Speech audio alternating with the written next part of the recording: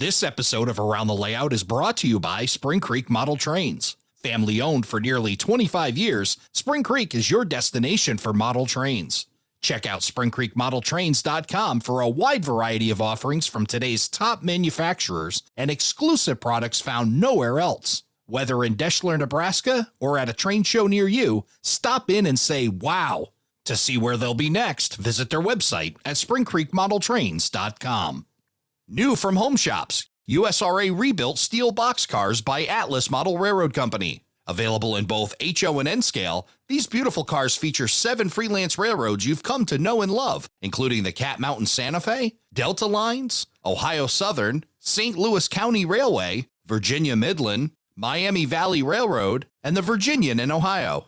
Perfect for the transition era modeler or a classic collector, these cars are a must-have for the freelance enthusiast. Only 50 of each road number were produced in this limited edition collection. Head to homeshops.net to reserve yours today.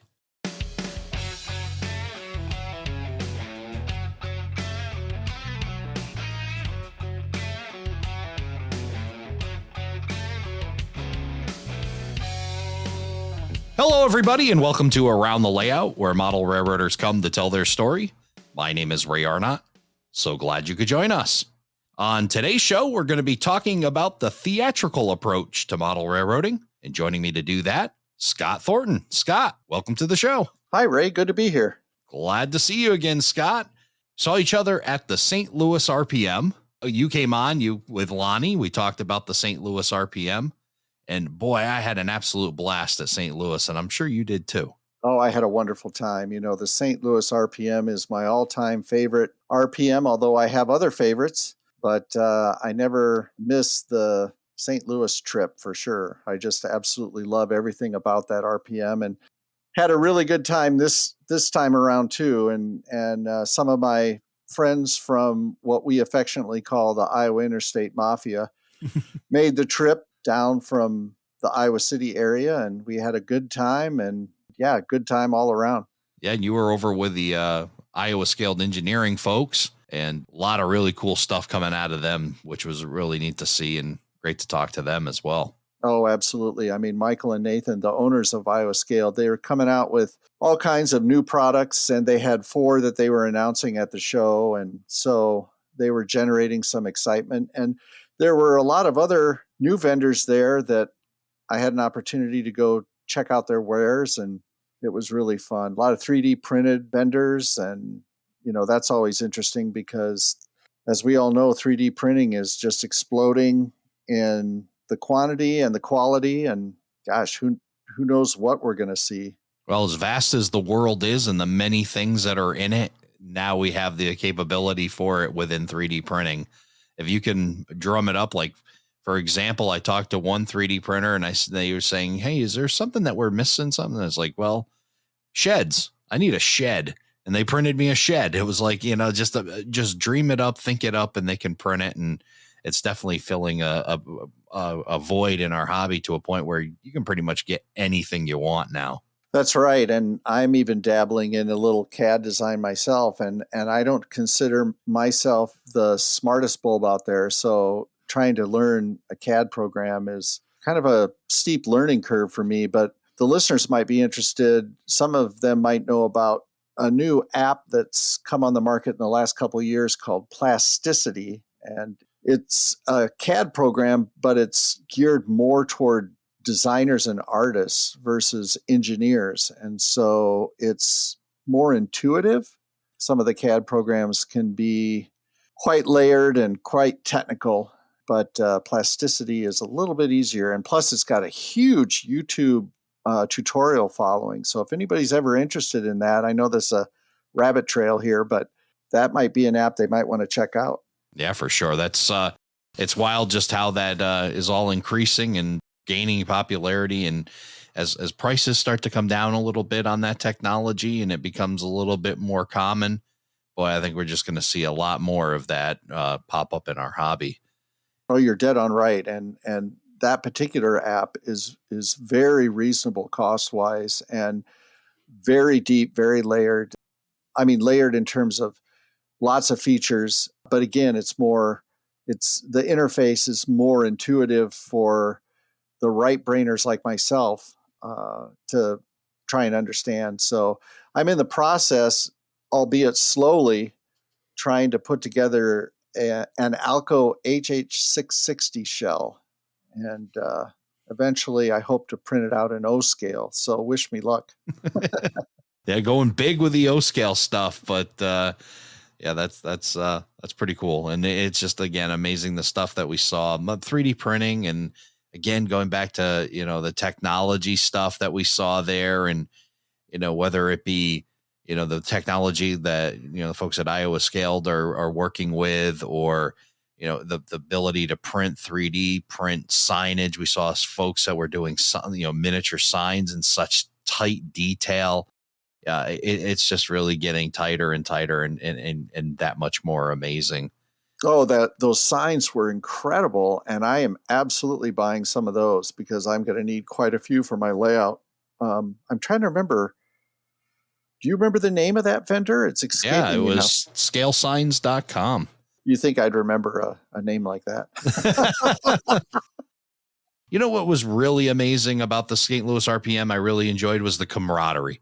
It was just an amazing atmosphere, great camaraderie, getting to see a lot of different people. Great place to meet, right in the center of the country, right? It was a great spot, just a lot of good things going about it. So I'm looking forward to figuring out a way to get back there again in the following years. Well, I hope so. And you're absolutely right. I mean, it's friends reconnecting and making new friends, and everybody's passionate about the hobby and they're excited to be there. And so you can't really ask No, for anything no, more. it's great. So the topic at hand tonight, we're going to be talking about, again, the theatrical approach to model railroading. And I know you have a passion for this topic and you've started to apply it. It's really no surprise with this kind of mentality. You've talked about the play aspect of operations and the theatrical look of layouts, and taking some of those theories and applying them. But again, no surprise that you spend a lot of time and have collaborated with the ISE guys, because a lot of what they're doing too adds to that effect and in those types of things. So really interested in hearing your take on this, and some of the ways that you can take these theater type things and bring your layout to life. Yeah, well, this is a big thing for me personally, Ray. And I don't want anybody in the listening audience to think that I'm the end all or an expert in any area, but these are just things that intrigue me and really kind of stoke the fire of the passion when it comes to model railroading. And what I like to say is bring the outside inside. All of our layouts are indoors except for some of the garden railroaders, but the vast majority of us are building our layouts in some interior space. But how can we take the feel of the prototype and bring it into our layouts? And that's why I like to call it the theatrical approach. Lance Mindheim has touched on this in some of his information, like his books, and when you hear him on different podcasts or in his articles, he kind of preaches along similar lines. Lance has got a real artistic sense, and I appreciate what he has to say along these lines too, because he thinks in terms of negative space, how to put scenes together, what you're going to add operationally, and in terms of scenery and all these different aspects that really bring the theatrical approach into the hobby. But I should give you a little background on myself. I was a professional graphic designer for 30 some odd years until I retired recently. So I approach modeling from a visual or artistic perspective for sure. And I've often thought that when one attends a theatrical performance, what you normally see there are sets that are usually minimal and are designed and built to provide context for the performance. And there's a lot of similarities on how we plan out how our layouts are going to look for the performance, which is obviously the trains moving across whatever scenes that we've created. But with that said, there's a lot of, like when you go out and look at the prototype, there's a lot of detail that you can't put in to your layout space because our layouts by nature are compressed. So we have to eliminate a lot of what we observe.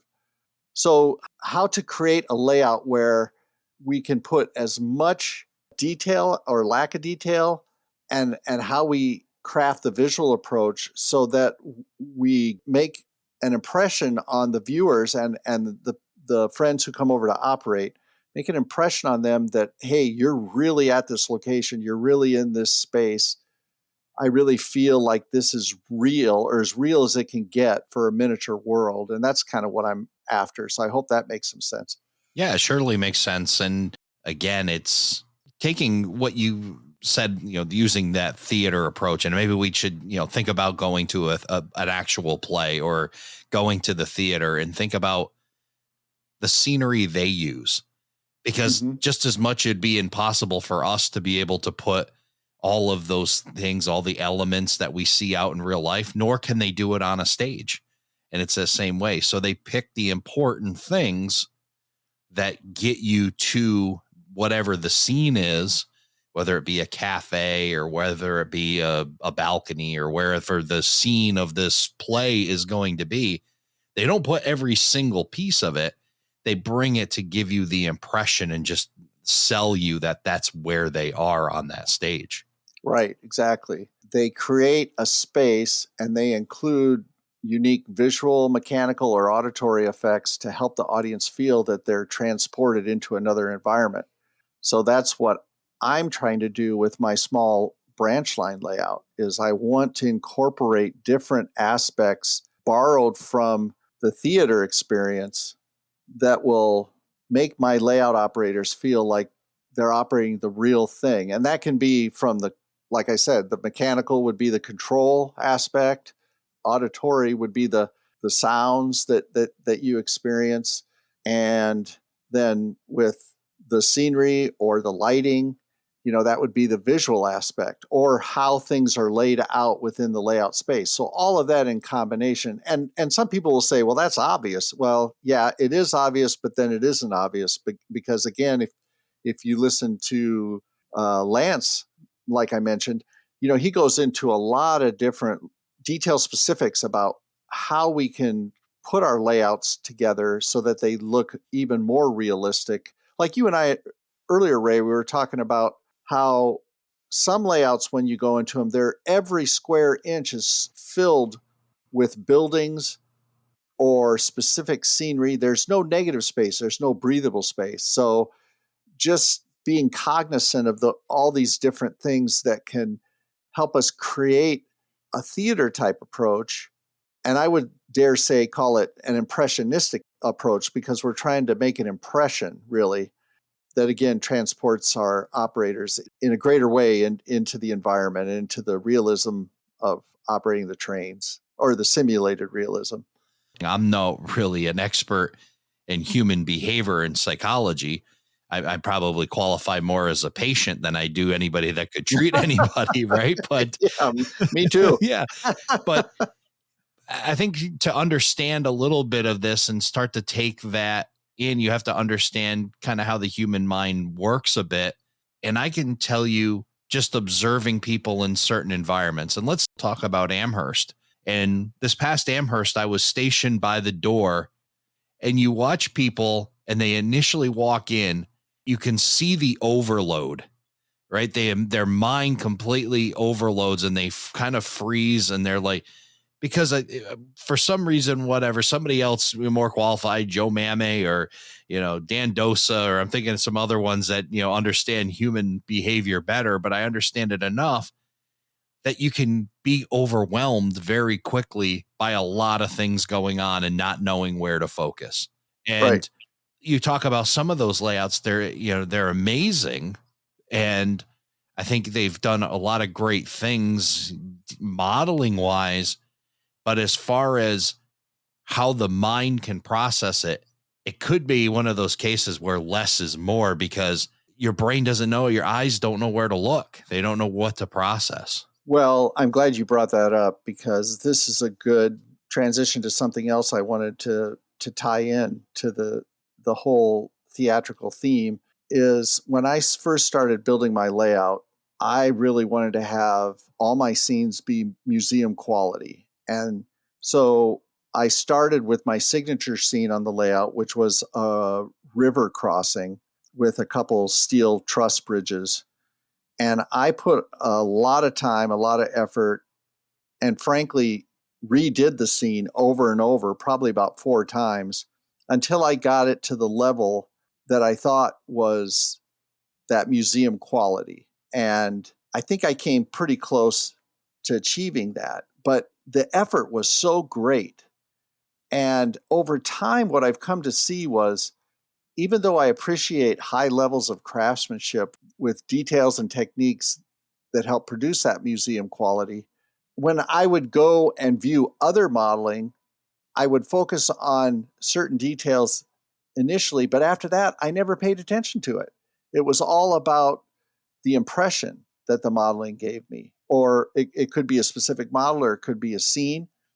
So, what once meant so much to me, i.e., the museum quality craftsmanship, uber detail, I'm evolving where I don't necessarily strive for that anymore. What I strive for is kind of the old Alan McClellan good enough, at least initially, so that I can build a scene that's fairly representative, again, gives that impression of what I'm after.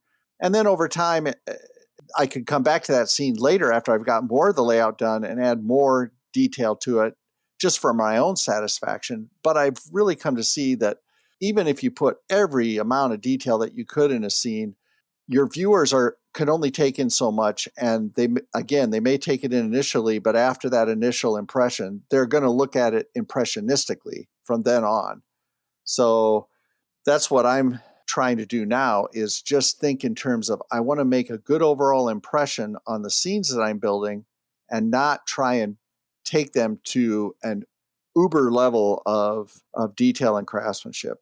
This reminds me a lot of the conversations I had with my photography mentor, and sadly he's passed away, but he used to give me a lot of great advice. I would send him photographs that I had taken, a lot of railroad photography, some sports photography, but he would immediately say, as I thought I had this great thing of a train passing through an area and you could see buildings and this and, cars and all this stuff. And he would say, I don't know where to look. He's like, what am I supposed to be looking at? Am I looking at the building here? So it reminds me of that. It kind of the same thing. Like you talk about your bridge scene. Now, if you were to fill that river with 1,000 details of boaters and, like there's a massive party going on the water, does your eye go to that massive party on the water? Or is it paying attention to what your primary topic is, which is this bridge and a train going through it, and takes away from that? Yeah. Or just thinking in terms of minimizing the overall scene, but maybe maximizing the actors, i.e. the trains that are moving through the scene, maybe save the detail, the uber detail for how your locomotives and your cars are detailed and weathered, because frankly, that's what we're focused most on, especially during an op session. We're focused on the engines, the movement of the cars. So we're constantly looking at those players, and the scenes kind of all blend in after a while. I mean, you might stop and appreciate some details of a scene once in a while when you're progressing through an operating session, but the main characters are the trains. So yeah, that's a good point. What I'd like to talk this evening about is take the overarching concept of a theater approach and hit several aspects, Ray. And I'll just list these now for the listeners. I was thinking we could cover things like construction aspects, operational aspects, visual aspects, audible aspects, and maybe some, as a conclusion, kind of some special effects. So we've already hit on some of the construction aspects. And again, my first point was balancing detailed craftsmanship with making progress on the layout. For example, I've got a friend that I'm close to in the hobby.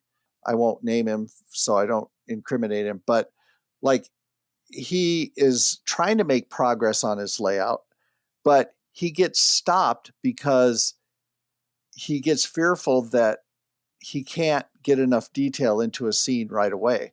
Well, I've tried to encourage him, just go in, start building some landforms. Step one, get some landforms into place. Like he's got all the track down, so it's just starting the scenery.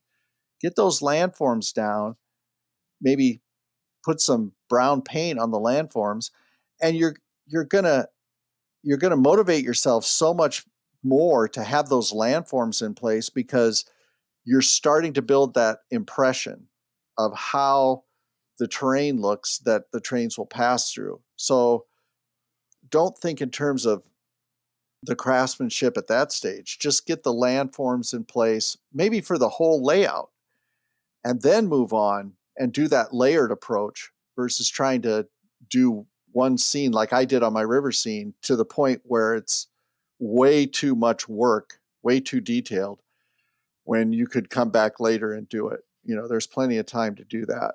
And what you're saying there, a lot of, keeping that flywheel turning too.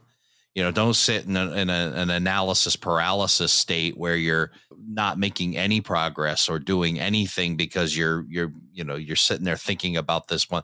Like you said, make small steps, continuously keep that flywheel turning. It doesn't have to spin at a fast rate. Just keep it moving. And that will definitely help you move along. Yeah. And I have another friend, Clark, who always encourages anybody that he encounters to just dive in and get dirty, because our modeling, just by its nature, can get messy. I'm talking in terms of scenery now. Scenery is messy.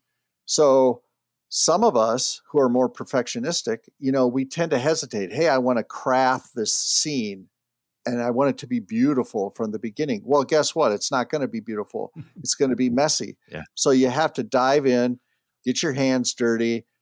Don't worry about making mistakes. Just go for it and start to build that impression of how things look. Plus, once you get that first layer, you could say, down, is you can evaluate it. You can step back. You can come back tomorrow or a week later, and you can look at those landforms and you can say, oh, you know what? This looks good, but this doesn't look good over here. So you can go in, you could modify it, you can do whatever you need, versus doing a full scene like I did on the river and getting stressed out to the max because I've got things too well done, and then I had to go in and change them. So that whole layered approach, it's much like an artist, like a painter. Like what a painter does is he'll, what they call block in. He'll take his brush and he'll block in almost geometric shapes to create his composition and his basic form. He'll come back and he'll put tonal values over that blocked in drawing. So he gets the tone, the lights and the shadows. Then he'll come back on the next layer and he'll add more detail. Then he'll keep going via the layers until he adds layer upon layer and detail upon detail, adding the color and all the nuances to the forms before the painting is complete. That's, I think, a good approach to how we should really approach any modeling exercise, but especially scenery and in model railroad landscapes. Yeah, and it's kind of learning to see too. And we've talked about this with Lance Minheim as well. Learning to see in layers, learning to go out when you observe a scene, the prototype, whether it be a photograph or in real life, to be able to see that it's not just this overall, this is it, but look at it in that mentality and start to break it down. Okay, what are the layers here? What's the base? And build up from there. And it takes time to learn that. It does, but again, let's just keep the theme in mind too. Is when a modeler is approaching those landforms, he's roughing them in, he's creating that impression, and that's enough in the beginning, I think, because that's going to give you enough of a feeling of a place versus getting too detailed. Again, by layering, you can add more and more detail over time. But this helps you not only make a lot of progress, but it helps you make that impression, give a real feel for what you're after, and then everything becomes more and more clear as you go along. And something that ties into this well is another aspect on my layout that I did was with my backdrop. I know a lot of modelers use realistic backdrops where they go out and they take photos of the environments that they're modeling, and then they print those off, and they either cut them out or they, may have huge prints made of them, and then they glue them onto their backdrop. And I've seen some tremendously effective photorealistic backdrops made. But for me, again, I wanted to come at it from an artistic impressionistic approach. So what I did was all of my backdrops were digitally painted. I had a friend who's a talented artist, and I provided reference photos, and she digitally painted everything in Photoshop. And then when she had it completed, I made a few edits, and then what I did was I applied a filter within Photoshop to make those backdrop scenes with the landforms and the clouds into like a more of an abstract looking scene. It wasn't photorealistic. It was more painterly and impressionistic. My particular philosophy is I like painted backdrops like that versus photorealistic because I think it blends better with our models in the foreground and the scenery. Again, that's nothing to take away from those guys who do the photorealistic backdrops, because again, some of those guys are super talented. They blend them in great. But for me, I wanted just to give a feel, an impression of a sky or a background or an environment. So don't feel as modelers that we have to always do photorealism. We can do things like our backdrops that are more abstract, and they'll come off just as good, in my opinion, as photorealism. What advantage do you think that gives you for the scene? It focuses the viewer more on the foreground, I believe, because again, when I go to a layout and I see photorealistic backdrops, I think what the modelers are trying to achieve is a real sense of distance. Okay, where you can look from the model portion in the foreground to the backdrop, i.e. the background, and you see great distance, whether it's a road or a field or what have you. For me, I wanted to have a backdrop that, again, was more painterly. I wanted it to be, in a sense, not paid attention to, not forgotten. I mean, I want it there, but I just didn't want it to have too much emphasis, I guess I should say. Now, some modelers, I've got some close friends where just a pale blue painted backdrop is their approach, and they feel strongly about it. They don't want to have any photorealism. They don't want to have anything painterly.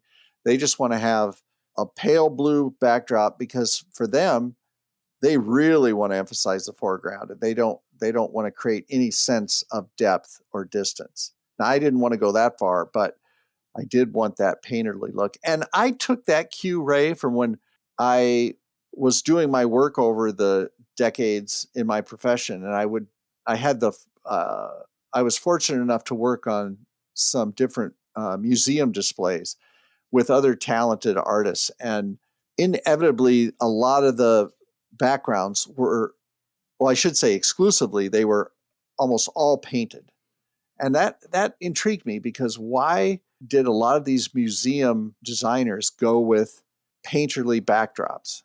I'm not sure why that was, but I did notice it, and I did like it because they were extremely well done. I think they do that to control the narrative in the scene versus having to go out and photograph it, which would be much more difficult. I think it may be also like kind of like, and I'm going back to photography here, but it's like controlling depth of field. It's like bringing blur to your background and bringing your foreground to if you have less detail in that background, now it's like it's like blurring out that background enough where the tension really comes to the foreground. And then that's where the eye starts to go, because they're not looking at that super detail in the back. It's now on the subject. Right. And again, if you go back and you think in terms of when you go to the theater and you see a play, most of the backdrops are going to be conceptual. They're not photorealistic.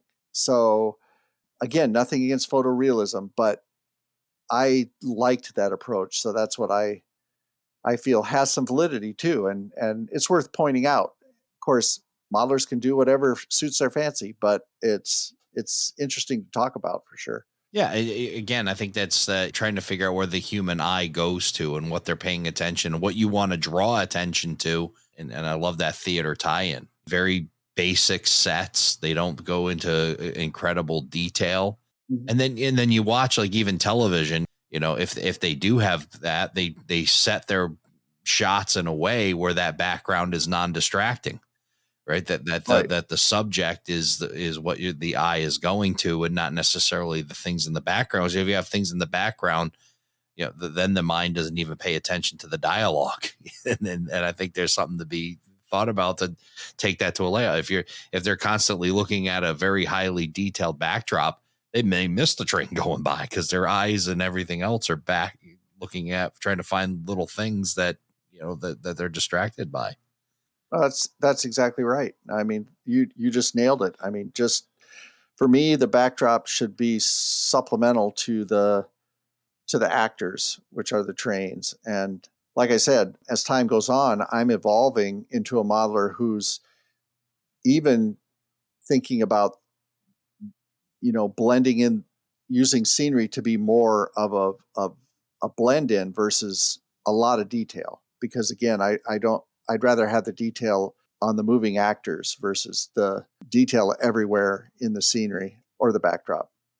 And another thing is in terms of lighting. Now, in the theater, lighting is extremely important. Every theater has a lighting director because they need to have coordinated lighting for transitions, scenes, specific scenes, colors to set mood, all these different things. So on my layout, I tried to emulate the outside by using a unique way that I use my LED lights. I've got 12 2x2 LED panels, and I call them clouds because in essence, that's what they are. And they run the full length of the linear feet on my layout it's only 42 feet. But those 12 lights are mixed. 7 of them are on one lighting circuit. The other 5 are on a second lighting circuit. And then my friends at IAIS Scale built me an Arduino module where between those two circuits, and the lights are intermixed along the 42 linear feet.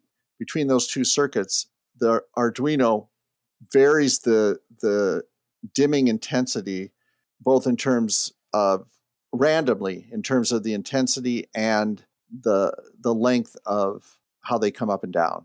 So in effect, what I'm creating, I call it a cloud shadow simulator. What I'm trying to do is give the impression that clouds are moving across the landscape, and thus the light is changing on the layout. So that's another theatrical approach that I've incorporated into the layout. And that's one thing I don't see too many modelers trying to incorporate into their layouts. But something like that could really make a big impact because I'm telling you, the effect is incredible. If you were to see my backdrop, I've tried to reflect my favorite type of day, which is a sunny day with a lot of fluffy clouds that are spaced apart. And I'm no meteorologist, so I don't know the terms for all of this, but people can use their mind's eye and see a day where lots of fluffy white clouds spread out, moving across the landscape and casting shadows, varied shadows as they move. That's what I'm trying to represent on the layout. And with this setup that I have with these two circuits and the random dimming up and down at different time rates, it achieves that effect just incredibly. It's a really neat effect. But again, that's bringing the outside inside. Which is a challenge because it's hard to emulate that one light bulb that's 94 million miles away. That we get to see outside that does amazing things because it's 94 million miles away, and we get to, it casts one shadow in one direction, and so it's always difficult, and it doesn't have anything to really reflect back on like backdrops, and trying to figure that out so you don't build double shadows. So lighting is definitely a challenge. It's neat to find ways to play with it and sell it and make it look right. Yeah, and with this cloud shadow simulator, I've been able to achieve the effect of moving clouds, give the impression of moving clouds. And I'm sorry for the audience to have to keep hearing me say impression or impressionistic, but it's probably the best term I can use for what we're talking about. Yeah, the effect is very effective, and it just adds one more level to the operational fun. In addition, the Milan branch ran evening shifts too. So I've installed blue LEDs and attached them to just a slide dimmer so I can simulate night operations, either full moon or no moon. Oh, wow. Or anything in between. So with the dimmer, I can dim the blue up and down, and the blue is very effective for simulating night, but you're still able to see what you're doing, so you're not knocking over scenery and That's very things. important. Yeah. But it also requires that you have a lot of LEDs lighting up buildings and signs and vehicles and things like that. So I've got a lot of work ahead of me, but I enjoy that kind of thing, and I think over time it's going to be very effective. Then another aspect of the theatrical approach I think would be fun to talk about is the audible aspects. Right. When you go to the theater, there's lots of music, lots of sound effects, lots of ambient noise. And that's the type of thing that I think is important to have on our layouts too, if tastefully done, because I've gone to layouts in the past where sounds were incorporated, but there were, too loud, and the effect can have the opposite impact where you're like, okay, this is annoying. And I know some modelers don't even like sound in their locomotives, but I'm speaking to those modelers who want not only the sounds in the locomotives, but also realistic sounds, trackside and ambient sounds tastefully done at specific locations on the layout, so that it feels again that you're in a specific place. You have that sense of place. And with that, I've got on my small layout, I've got three different ambient sounds that I have. I have an interstate overpass where I've downloaded a variety of different passing trucks and cars, and then I bring them into a free audio editor like Audacity, and then created a sound file that plays on a loop. So when the train is going over or under the interstate, I should say, you can hear the road noise. And the other sounds I have is when the trains go across the Rock River, there's a spill dam just upstream. So you hear that continual rushing of water.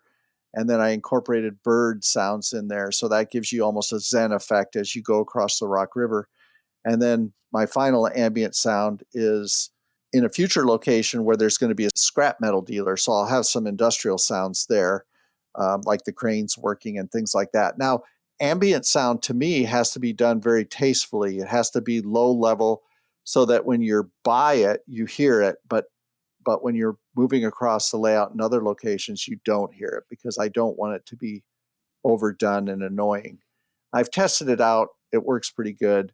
But again, that adds another theatrical approach. Are you activating those sounds as the train gets to those places, or are they on a continuous loop? They're in a continuous loop, but they're far enough apart from each other. It's only three sounds, but they're far enough that you don't hear them unless you're on top of them. Right. But in addition to those, the only other triggered sound that I have is I've got three curves on the layout, and each one of those curves have two Iowa Scaled Engineering flange squeal sound systems in place. So when the train is going through the curves, you can hear the random flange squeal. But again, that's another sound that has to be tastefully done. Even though trains will create flange squeal at almost any location on the line, you want to use a system like Iowa Scaled in specific areas so modelers get the flavor of the flange squeal sound, but it doesn't get to the point where it'll drive you all crazy because it's constant. So that's another neat way to add trackside sound in addition to the locomotives. I just recently operated on a layout, Drew James, Canada Spokane and Pacific Railroad, and he had his Iowa Scaled Engineering flange spoiler set up on a nice curve that was coming out of the Spokane yard and wrapping around, and he's got it nearly at the perfect level. It's not where you're piercing your eardrums, but it's enough to know, hey, I can hear a train. And from where I was on the opposite side. It sounded like it was in the distance. Like, here it's coming. You can hear them coming around that corner way, way away. But reality, I probably could have reached my arm out and touched it. But it was just that, applied some distance and compression by being able that level down low.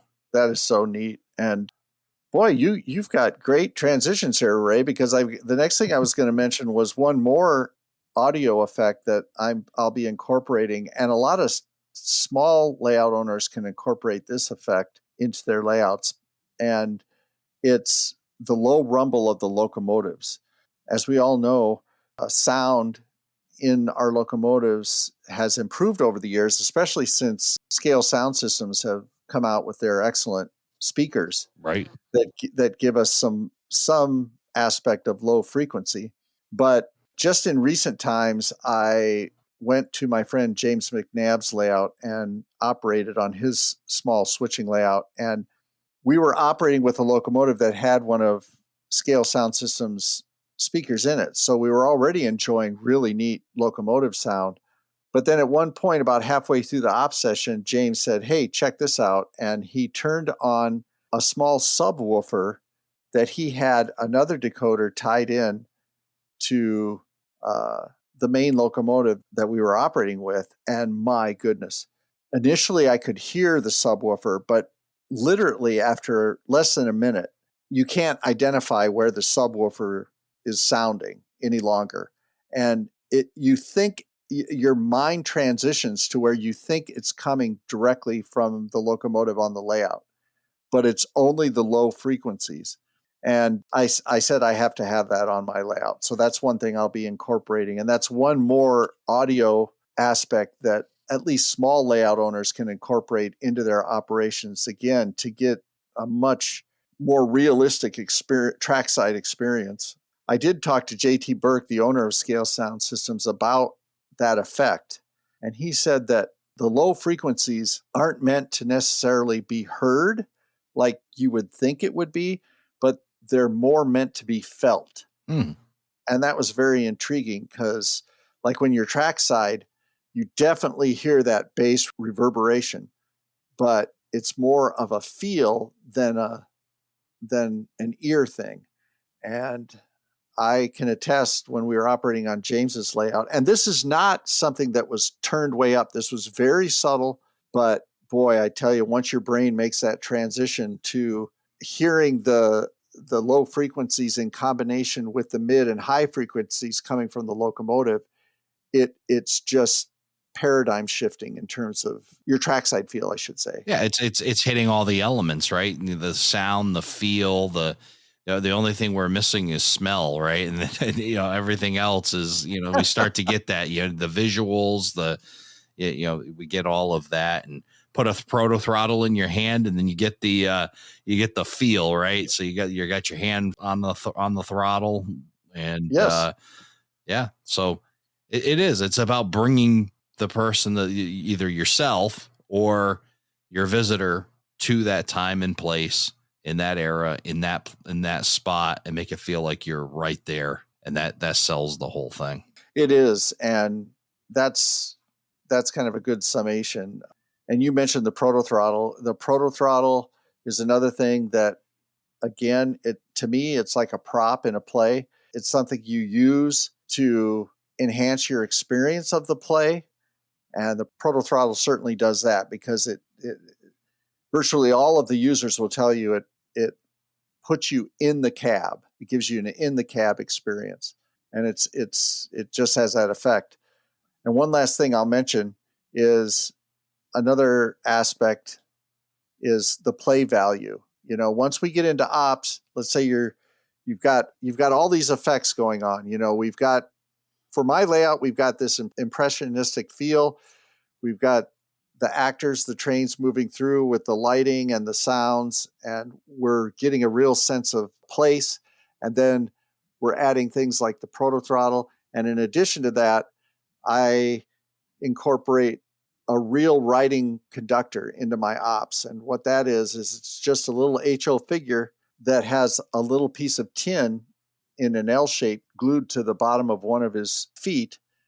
And then I use micro neodymium magnets that I glue and paint and weather to the cars and the locomotives. So the conductor actually rides on the locomotive and the cars as we're switching, just like the actual conductor would be making his ground moves. And there's embedded neodymium magnets in the ground at certain locations so that when the conductor's on the ground, he's standing, but then you can easily pop him on and off a car or a locomotive. And where a lot of modelers will take the time to either have a time value for when the conductor's doing certain tasks on the ground, or they'll just slightly pause for when to simulate that the conductor's moving somewhere or throwing a switch or counting cars or whatever. On the Milan branch, we actually have an actual figure, just like the gamers use, to add that play value to the operations. And so you physically have to keep track of your conductor and you have to have him in the correct position. Now, for some modelers, that's over the top, too much. For others, they might really embrace it because it's makes it more like a miniature game approach. Yeah, I like the word simulation. We talked about it with Dustin Witten when we had the Talking Ops with Don Iris episode. And this definitely brings a little more physical element to what we were talking about, which was slowing down ops and making it realistic. And Dustin had mentioned, observe when you go trackside and you're watching a rail crew switch, notice how long it takes for a conductor to walk the cars, or for them to apply the handbrake, or for them to uncouple, or for them to hook the air hoses up, and notice all those things. And I think this really comes into play a lot more with smaller layouts, ones like mine, and in smaller switching layouts where you want to make the ops last. It's not about getting the job done, because when the job's done, you go home. It's like, that's no fun, right? I want to make this last. I've traveled over to somebody's house. I want to spend some time. I want to run this layout. I want to slow this thing down a little bit and enjoy it.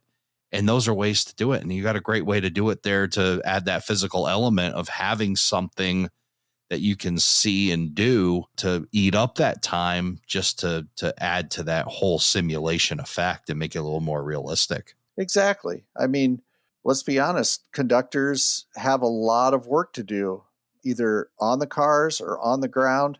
And that should be incorporated into small layout ops, in my opinion.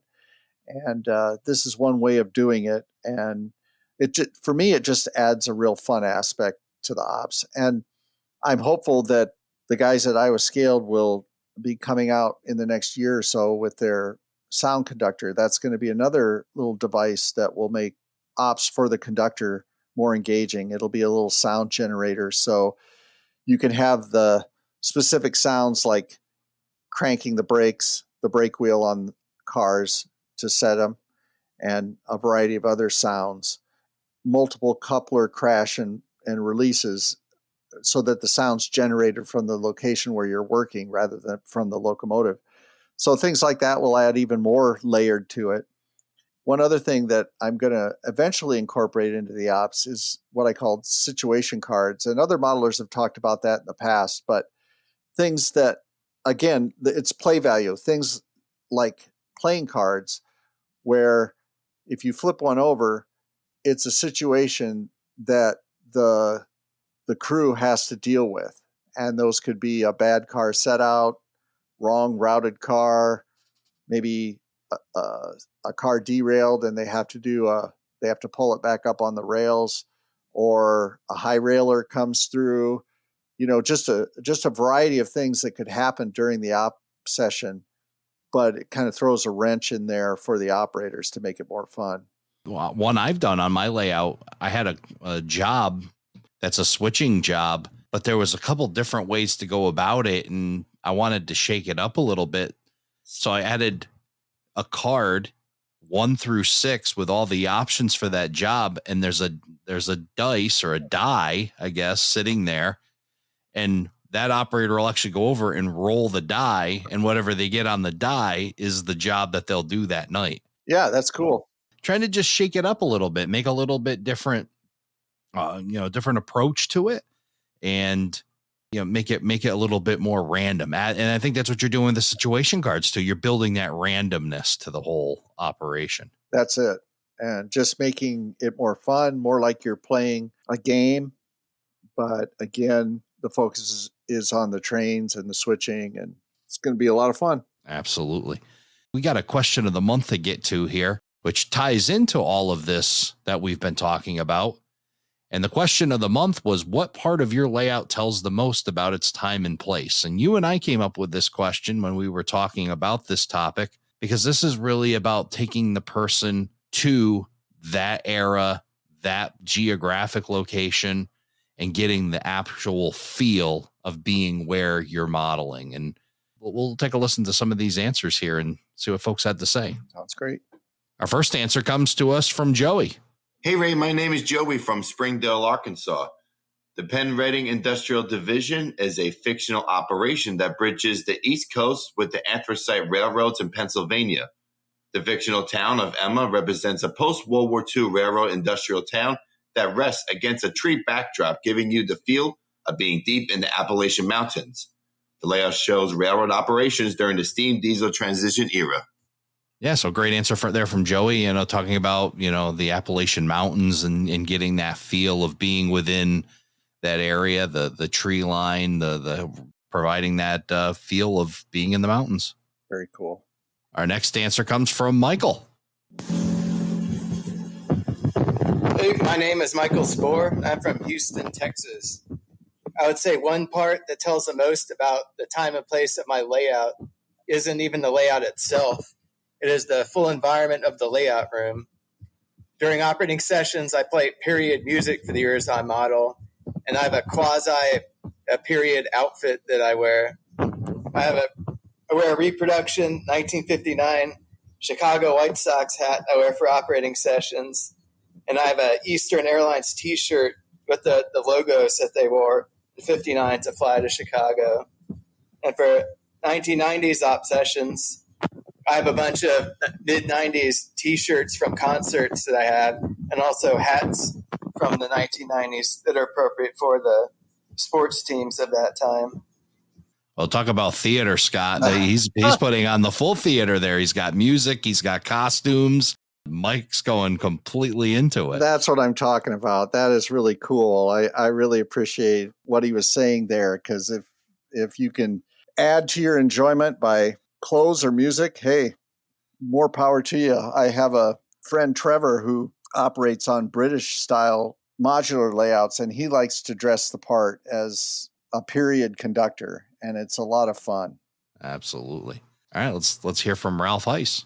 Hey, Ray, this is Ralph Heiss from South Plainfield, New Jersey, and I'd like to answer the question of the month, which is what part of your layout tells the most about its time and place? And those would be my two custom-built car float bridges that proudly proclaim Lehigh Valley across them, which symbol to anyone going up and down the Hudson River that this was the eastern end of the railroad.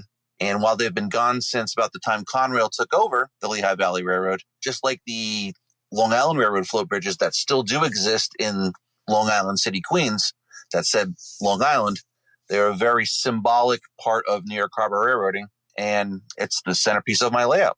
Yeah, that's city railroading stuff that we kind of forget about, and it's still going on down there. But there weren't big bridges or tunnels at one point. They were floating all these cars across the mighty Hudson. I love the water aspect, of railroading, and having the transfers via the water is so neat. And some of that history that you read about in like the New York area, where they all had these tugs with railroad identification on them, and that's an aspect of model railroading that is so fascinating.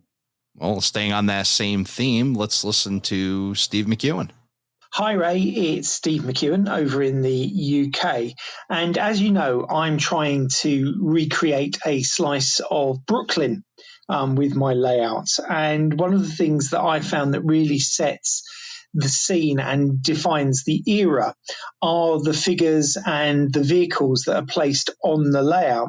Now, whilst the trains obviously are of a certain company, in my case, the New York and Atlantic, which show that it's set on Long Island, I think by having the right figures, the ones that are correctly dressed for the era that you are modeling, and also that have the ethnic range for the area that you're modeling, are very, very important and really do set the scene, as do the vehicles. It's little things like making sure that you've got a yellow taxi if you're modeling the New York area, and a New York transit bus and an NYPD police car.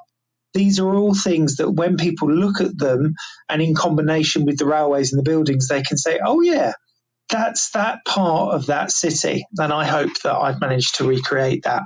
Yeah, it's about taking the elements of that era and, being able to pull them in and give you visual cues. Now I want to see his layout.